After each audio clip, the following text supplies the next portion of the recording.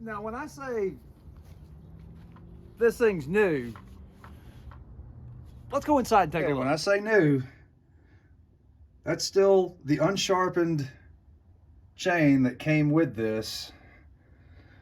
You know, there's a little bit of, you know, oil, debris, but I think that right there says it all. There's not even any dust in the air box yet. Just for some clarity here, I had the exact same run issue with another 362 a couple of months ago. I went through and checked every last individual component one at a time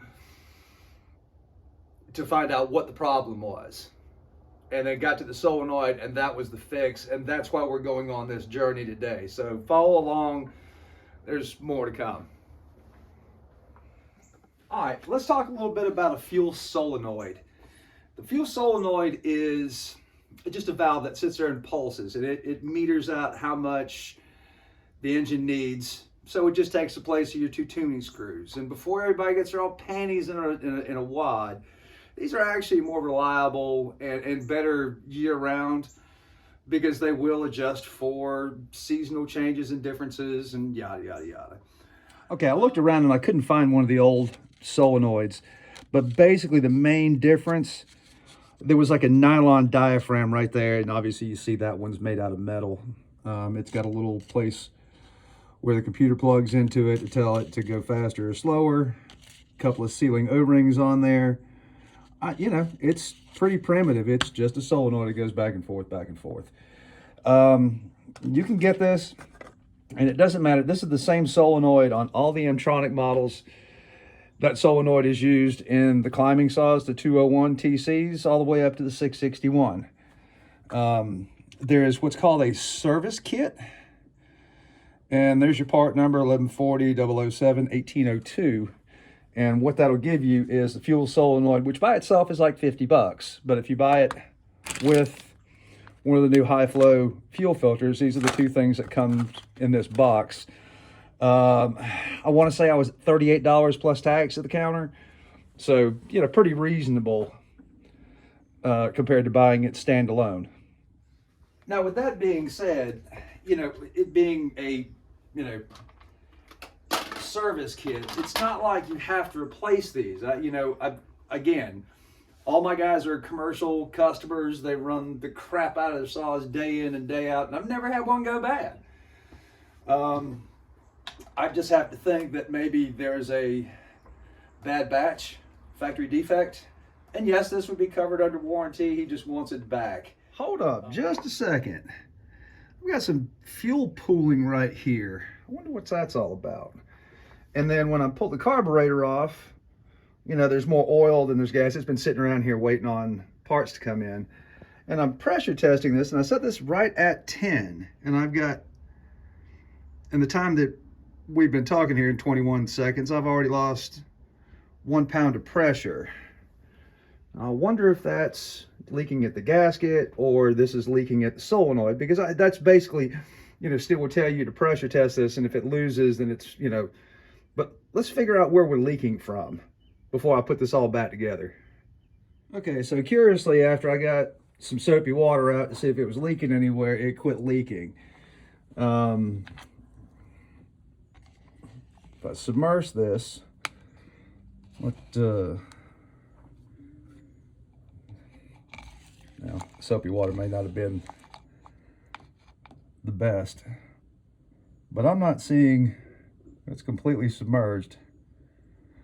I'm not seeing one drop. Let me pump this back up to 10 pounds. Nope, nothing.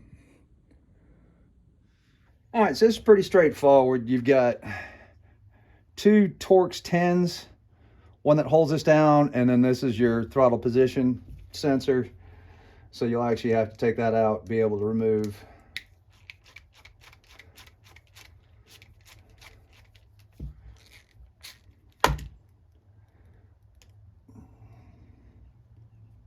just a little bit more. All right, and it would be advisable to remove the solenoid before you, or at least crack it loose. They give you a little tab to push on right there. And then again, your T10, you can take it all the way out, or you can take it most of the way out and then just swing it off to the side. Either way, it's got a locating pin. You know, I mean, this is, I mean, aside from, I mean, most people won't have a T10 laying around. I bought that little DeWalt kit. It actually works pretty good. What a pain. There you go. And then there's a little place to pry underneath here. Take the old one out. Nothing visually wrong with it. And then line the old one up, or the new one up. Push that in. And then we'll hopefully be able to get, struggle with that. Just, oh, look, first time. That, put that back in. Make sure it's flush, just like this. And, you know, obviously you're doing with really small screws, so just snug so it doesn't vibrate loose, and snug, and then we'll, oh gosh, maybe I should have plugged this in. Will it go? I just had to cant this over just a little bit more, and that way it would clear that butterfly linkage right there. So this is ready to be reinstalled. Let's see if it's the magic ticket. Okay, a couple of things worthy of note. You know, kind of be diligent, you know, gently tuck all this stuff back in like it belongs so the wires are out of the way. Make note of your routing. The ground has to be tucked in, back in there. And make sure all that goes back like it's supposed to.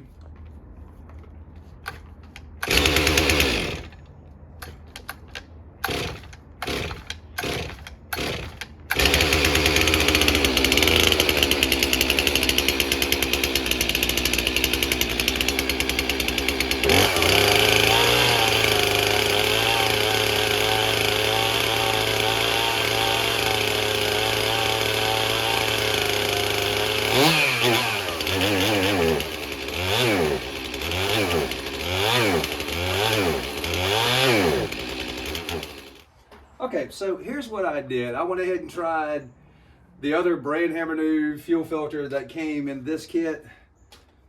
Same, you know, that's, I got a little bit more, but then it started running out of fuel. So obviously we have a high side jet, the main jet fuel delivery issue. So I took the carburetor apart and pulled the solenoid back out, little shot of brake clean through where the high jet feeds, looked like it was free and clear. Inspected the internal screen just to rule that out, and that looked good. Now with that being said, in the mail today came, I ordered one from my dealer, one from the internet.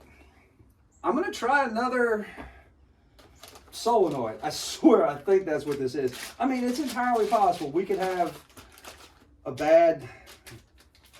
two bad solenoids. I don't know. I just, you know, I can't imagine the carburetor is bad.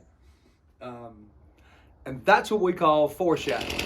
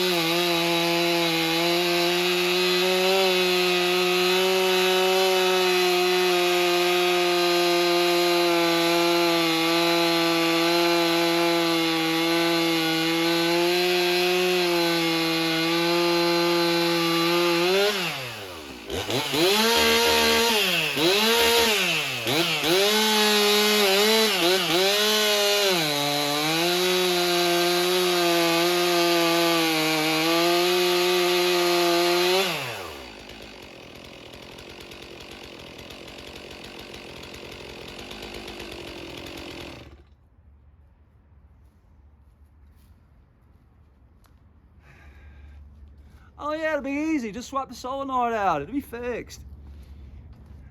Well, thanks to this old broken part saw, Humpty Dumpty took a big old fall. Part of the case is missing and all that. And that's even an early version. So that's got the flat top, not the canted back cylinder. I just harvested the carburetor body off of it. Took the brand new carburetor kit out of here. I mean, visually, you can look at that. I mean, everything's sealed up. There's nothing wrong with it, but there is a bug in the high circuit that I don't understand. But what I do know is that my 10-15 minute fix here, an hour and a half later, is done. Well, that was challenging. It's fixed. I'm glad. I just didn't see that coming.